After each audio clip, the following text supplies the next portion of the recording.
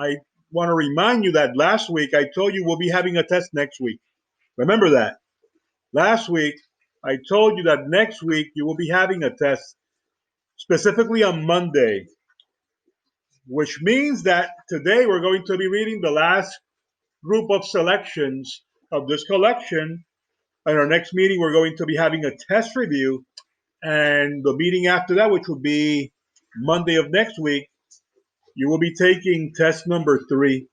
And as always, it will be sent to you through email in the form of a link for Microsoft Forms.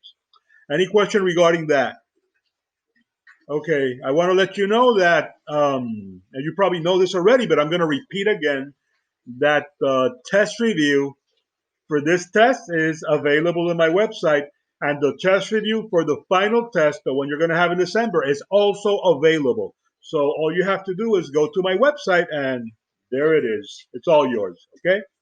So in our last meeting, you guys were supposed to read The Cask of Amontillado, and we mentioned that a cask is a barrel. Barrels are usually used to age different kinds of liquor. In this case, Amontillado is wine from the northern regions of Italy.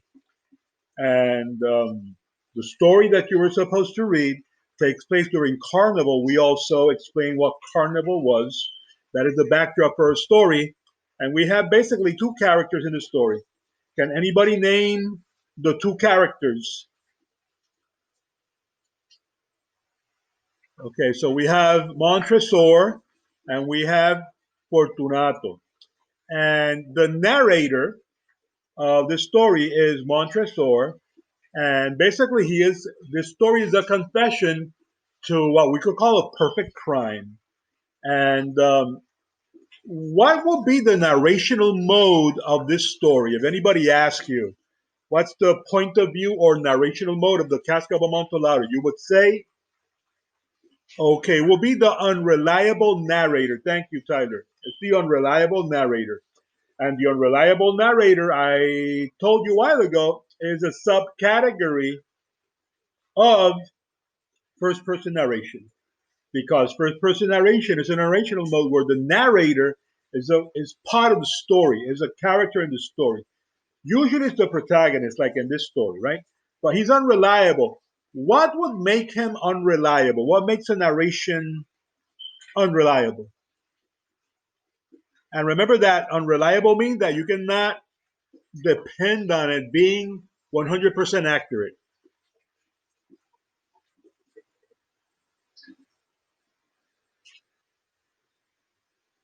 Well, that is not incorrect, but um, that we could say that that is probably true of all first person narrations. That's one of the things about first person narration, that narrator is limited to what you know. Like you and me, we don't know everything. We're limited to what we know of our surroundings. I don't know what's beyond the door of my house. I don't know what's in the roof. If somebody's standing on the roof, I don't know that because I'm not there. So that could be true of all first person narrations. But what about specifically when we talk about the unreliable narrator? What could make that narrational mode more unreliable? Because remember that in first person, we have to assume that the narrator is saying the truth as and that what they're saying is pretty factual. But what about the narrator that is unreliable? What factors play here? Okay, so you're saying that if someone is biased, if someone you're saying what was that again? Okay, so you guys are saying different things, and what you're saying is correct. A bias or a prejudice, like Ms. Recio mentioned, if you're too emotionally invested in something, people that are too emotionally invested in something cannot think straight. So that bias can make you unreliable, Like we're seeing the people that lost the election in the United States, they're biased because their president lost, and they're not thinking straight. They're saying things like, "Oh, there's voter fraud," which is pure baloney, right? What about what Mr. Alfaro was saying? If someone is like mentally ill, that is another factor, right, Mr. Alfaro? You were saying that, right? Okay, thank you. And that is correct also. If you're crazy, if you have some type of mental illness, you're divorced from reality. So that's unreliable also. Another factor, if you're drunk, if you're high, anything that disassociates you from factual reality can make you reliable. And this guy, the way he talks, he's a psychopath. This guy's a psycho. Okay, I'm using the word uh, in the entire sense of the meaning of the word. I'm just not calling him psychotic. He is psychotic. He has the traits of a person that is psychotic. And a person that is psychotic is not seeing reality the way it is because he's seeing what he did as clever and correct. And he has no problem. He has no remorse with what he did. Uh, a normal person, if they were confessing what they did, they would be feeling, a normal person would be remorseful. They would be trying probably to hide and not confess out of the sense of guilt or anything like that. But this guy is bragging about the kind of behavior that is not the kind of behavior that you brag about. What is he bragging about?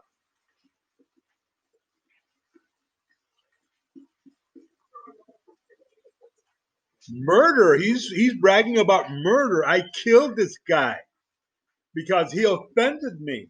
He's never specific about the particular kind of offense because he offended himself and a friend. Therefore, I am justified to do what I'm going to do.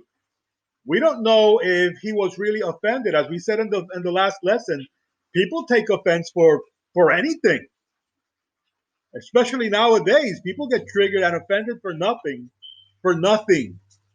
Uh, I mean, there are moments when it's reasonable to get offended. But I don't know you, but I see a lot of people that get offended today, and it's completely unreasonable. It's like crazy. Like they get offended for what? For that? So this guy decides to trick Fortunato, which is unfortunate, right? His name is very ironic because his name's being Lucky, and he's anything but that, right? The guy is seduced with Amontillado wine. Hey, I have a barrel of Amontillado wine. If you want to check it out, come with me to my home. He had already prepared everything, so all the servants would be out of the home, so there was no one there, no witness.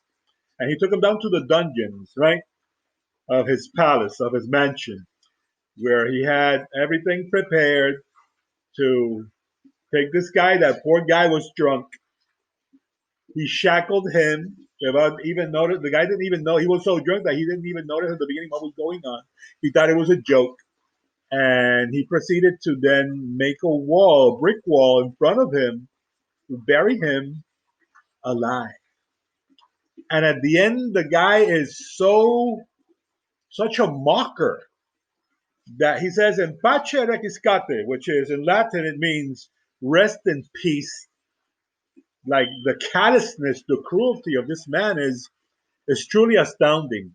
So this is a very disturbing story. I don't know why it's in this book, guys.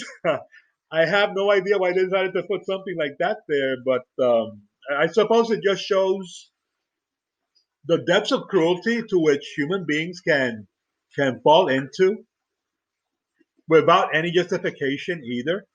This story, interestingly, was inspired. It's a legend, right? This is not corroborated, but when we ask about what could have inspired such a sordid story like this, as you know, in 1827, Edgar Allan Poe was in the army. He was supposed to serve 5 years in the army, but he only served two.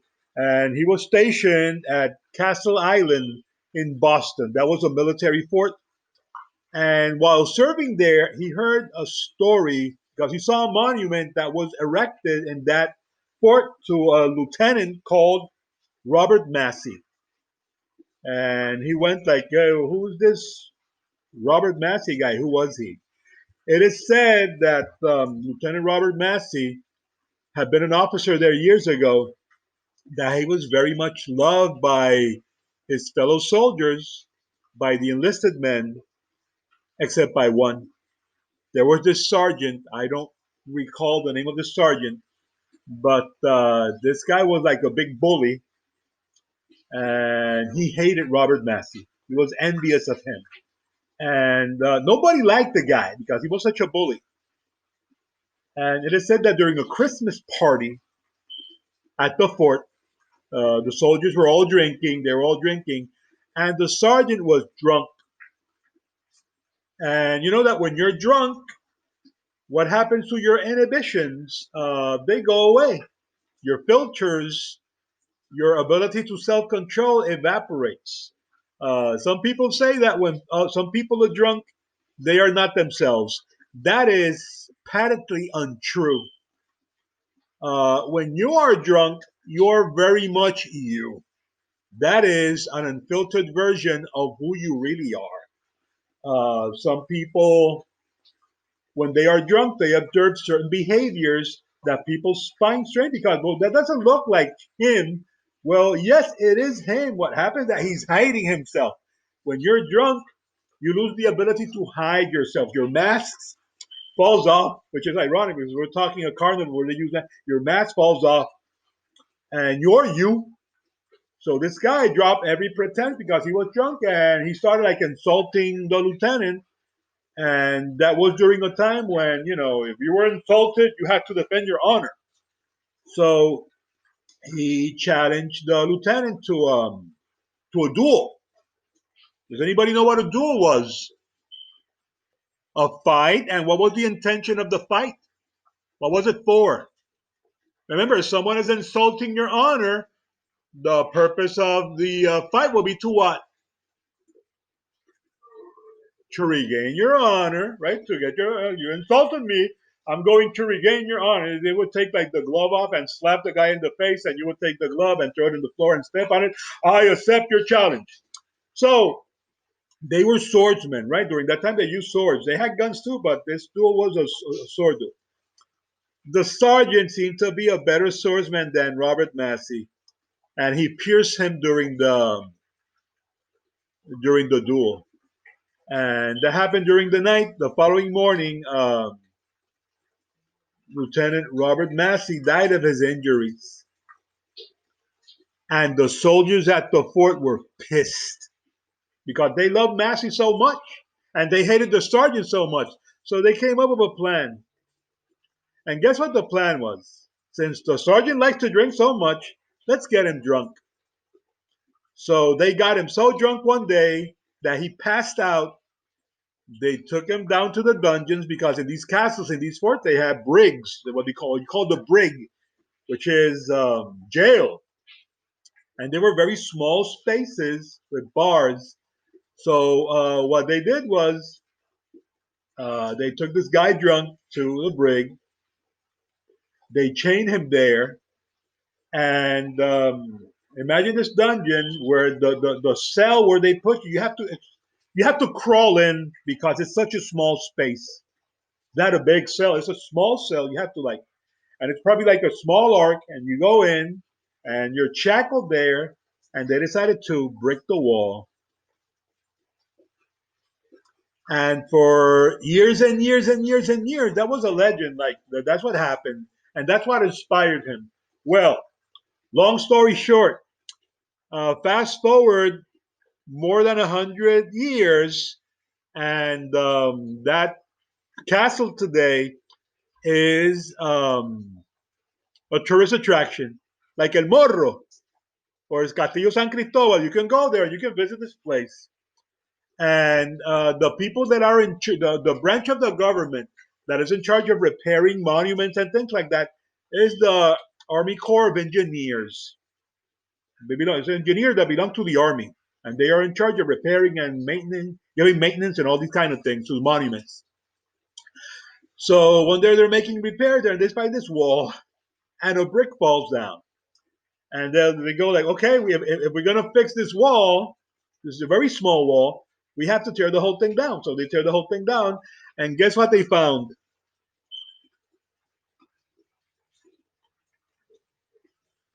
A skeleton that was shackled inside a cell.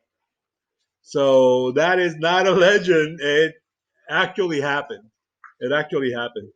And I like the story better than the Casca of Amontillado. Don't you? You know why you like it more, right? Justice was served. And we love it when justice is served, don't we? Okay, guys. Today you are going to be reading about Poe. You're not going to be reading one of the works of Edgar Allan Poe. So let me find today's lesson, the one that you were supposed to find in the LMS.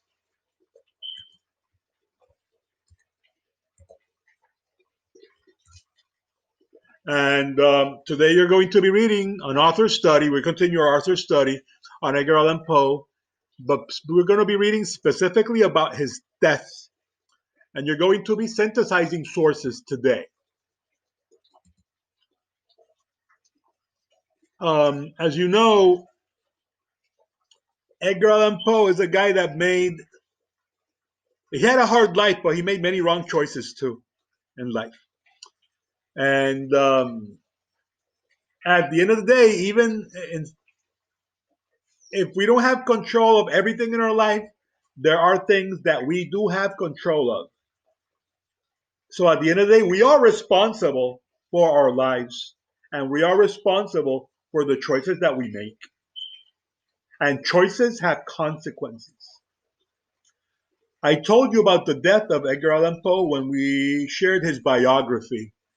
Um, and I would like for you to tell me if you know about anyone that you know, any celebrity or any famous person, or maybe someone in your family that created or were the cause of their own undoing. They did not end well, and it was their fault. Can you mention anyone other than Edgar Allan Poe? Do you know any of them?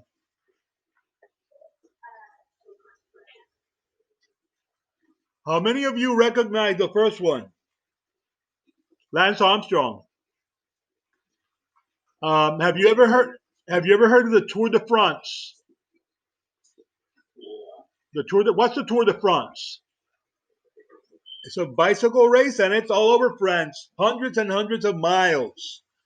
So it takes a long time. It takes weeks for you to complete the circuit, right? And it's probably the most famous bike ride in the bike competition, a bike competition in the world.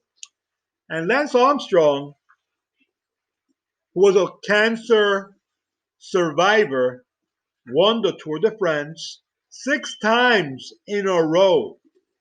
So he became super famous because that is so inspiring. This guy had cancer. This guy beat cancer, and this guy went on after beating cancer to win the Tour de France 6 times. It was like so inspiring. And there was even a campaign called Land Strong, and everybody would wear like a yellow rubber band in their wrist. Does any of you remember that? Are you old enough to remember that? Anyone? No. Okay. But anyway, he was very famous until they discovered that he won the Tour de France by cheating, using steroids, and he went from hero to zero. A person that everybody admired. Today everybody hates. I mean, I don't hate the guy, but it's so disappointing. It's so horrifically disappointing. It's a big disappointment. But people despise this guy, and who's to blame? Well, himself. What about the second one? Anybody knows that actress or ex-actress or whatever? God, I'm not sure she's an actress anymore. Lindsay Lohan. She was like the big thing Back in the day, she was like the greatest thing. Mean Girls. Did you see Mean Girls? And a bunch of other movies. She was very, she was very famous, very, very, very famous. And back in the day, but she decided to make wrong choices in her life, and she destroyed her career. Today, no one would touch her with a pole, with a 6 foot pole, because she's considered to be such a brat, so unreliable that nobody wants to hire her. And the last I heard of her, she was making the kind of movie that we guys can't see. Sad, sad and pathetic. What about the third one? I mean, who doesn't know the third one, right? Michael Jackson. Who doesn't know Michael Jackson? One of my favorite singers. And I don't know if he had mental illness. I don't know if it was his upbringing, parental abuse. I don't know what the deal is with this guy, but he lived a crazy, weird life, and he died relatively young. And I mean, we can blame the doctor, right, for making the mistake that he made. But whatever mistakes the doctor made when he was treating Michael Jackson, it all was at Michael Jackson's request. And it's hard to argue with the guy that signs your check. It's very hard. What about the first one in the bottom? Anybody recognizes her? Guys, she was a big, famous singer 15 years ago, 10 years ago. You never heard of Amy Winehouse? That's not her best picture. What?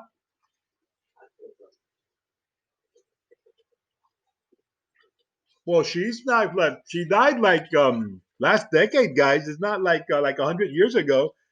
Um, you were probably babies when she was a big deal. Well, not babies. You were younger. Um, she was British. She was a big British rock singer. That's not her best picture because she's famous. I think her most famous song is "Rehab," called "Rehab," which is ironic because she didn't. She never wanted to go to rehab, and she became a drug addict. And you see her before she became a drug addict when her career was starting, and you see her at the end. It is heart wrenching. It is so heart wrenching. It is so sad. Her story is so sad. But then again, she made her bed, guys, and when you make your bed, you have to sleep in it. A second one, Jared Fogle. How many of you remember Jared on TV? You see what you see what he's holding, right? What is he holding there? Do you guys remember him from the Subway sandwich commercials? No. There was a big campaign that lasted years. This guy, he was a fat guy, and he became famous because he went on a diet, Subway sandwiches, and he got skinny. And he was like their spokesperson for many years until he became a pedophile. I mean, not he became a pedophile until it was revealed that, and that guy's in jail right now. He's in jail. Yeah. What can I say? Do you guys recognize the last one in the bottom? Yeah. Well, guys, you can say that of him, and you can say that of a bunch of people from different political parties. Okay, I agree with you, but don't say that because you belong to a different political party. Okay, it's all political parties have corrupt people, all of them. Some probably even more awful than he is, and he's pretty awful. So let's get that out there, okay? This is not. If we're gonna talk politics, remember it's not sports; it's politics. But what he did was pretty terrible. I think that he got ousted for something that for me was kind of like it was bad, but was stupid. Uh, he should have been ousted for the really terrible things that he did, not for that stupid phone chat. I find that ridiculous, but I suppose that that was the drop that filled the cup, right? The people got tired, but uh, he got ousted and it's all on him. There's no doubt about them. So here we have a gallery of people that are responsible for their own undoing. Every single one of them. Okay? The same can be said of Edgar Allan Poe. There are many theories out there regarding his death. His death is still to this day a mystery that remains unsolved. Some people claim to have solved it, but it's baloney. There are a bunch of theories of how he died.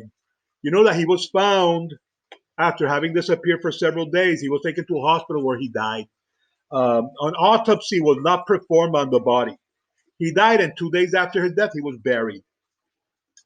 And some causes of his death include very disparate things, very different things. One of them is DT, delirium tremens, which happens when you have alcohol poisoning and you have alcohol withdrawal symptoms. I've seen that in my life. I mean, not that I don't drink. I'm not a drinker. I've seen that when I was a young kid. I lived in a neighborhood where there were a bunch of alcoholics, and I lived. And my house was between two bars. Imagine that. So I was seeing drunk people every day, and drug addicts every day. And many of my friends were drug addicts, and it's sad. It's very sad. It's very sad. So DT or delirium tremens, people that drink too much, they go crazy. I've seen a guy take a razor blade in a fit of delirium tremens and cut himself up, or break a glass of a bottle of glass and roll over it, and then be asleep for 3 days under a tree. It is horrific. So if you're not a drinker and you're not supposed to be a drinker because you're too young, never become one. Okay, never become one. If you drink, it should be done responsibly, right? But not for fun. Not for fun. So you know that we said that Edgar Allan Poe was an alcoholic. It's possible because of the evidence that we see that he was delirious and all that. That he died of that. Some other people say that he died of a brain tumor. That's another theory, right? I'm not going to go into that because we don't have time. Another theory said that he was beat up by two brothers of a woman he was pursuing because after the death of his wife Virginia, he was pursuing other women to get married to see if they could take him out of poverty. So there was this woman, I forgot her name, that he was pursuing, and her brothers had warned him to stop, uh, checking her out and pursuing her. So he didn't stop. So some a theory said that he was probably beat up by them. There's another theory that says that he was a victim of cooping. Cooping was a form of voter fraud, which is interesting because we're hearing about that in the news, ridiculously in the news. But voter fraud does happen. I don't believe it has happened this year, but in the United States, the year that he died was an election year, and there was a habit of taking people and taking them to vote. They would offer them like liquor. Like, yeah, if I'll give you a bottle of liquor if you go vote, and you go dressed differently each time, and I'll give you more liquor. So it's possible that he was a victim of cooping. It's called cooping. And what was that again?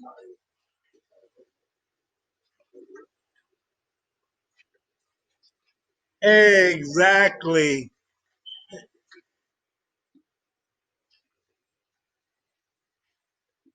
Again, exactly.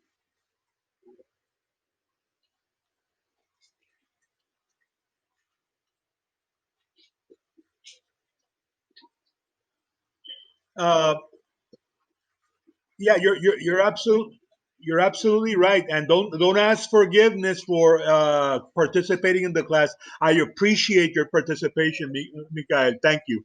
And what you're saying is absolutely true. Um, it is, so, there is such a thing as being predisposed to certain things, and alcoholism is one of those. There's a gene, we are hardwired, guys, for certain kinds of behavior. That doesn't mean that we should succumb to them, to our impulses, but many impulses that we have, they come from somewhere. They don't come from outer space. Some of them are genetic. And this alcoholism, I'm sure there was some genetic predisposition. Of course, his life also pushed him into the drinking, right? But that's why we mentioned the delirium tremens thing also, right? Because he would have one drink and then it would be like impossible for him to stop. They said that his sister had the same condition also. She was an alcoholic. You remember that Edgar Allan Poe had a sister and a brother. Okay, he was the middle child. And there's a theory that said that he shows the trademarks of rabies, that he was probably bitten by some animal and he got rabies. And you're going to be reading all about that today. And you're going to be synthesizing the different sources. You're going to be reading several selections regarding his death. You have synthesized before, but you will synthesize again. And here you have the guidelines on how to synthesize. So you can read how that is done, how to gather that information, put it together into a cohesive opinion or position. You're going to be reading about the last days of Poe's by reading Poe's Final Days. Poe's death is rewritten as a case of rabies, not telltale alcohol. Remember, these are theories. If only Poe had succeeded when he said never more to drink, and rabies death theory. So those four short uh, articles that you're going to read, you will use a synthesis chart to write the main idea and two supporting statements for the main idea, because main ideas, have to be supported. You say something, you put out a central idea or statement, and that statement has to be supported. So write two supports for each of those. And that you're going to put together that chart with the applying your skills section on pages 306 and 307, which is very short. So, guys, I'm going to let you guys go. You have a great one. I'll see you Friday, God willing. Take care.